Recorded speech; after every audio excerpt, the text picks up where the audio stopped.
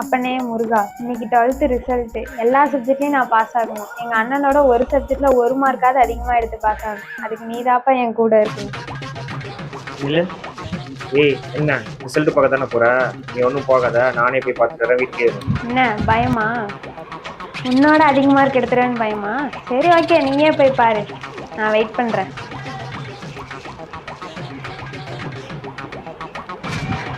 ஒருவேளை நல்லா படிச்சிருப்பாளோ?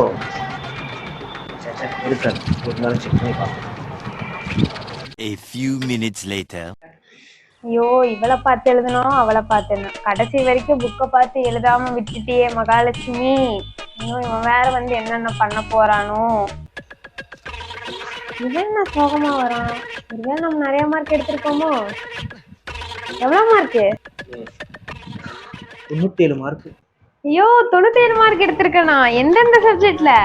எல்லா சப்ஜெக்ட்லயும் சேர்த்தே நீ 97 தான். என்ன சின்னாச்சு இந்திரி?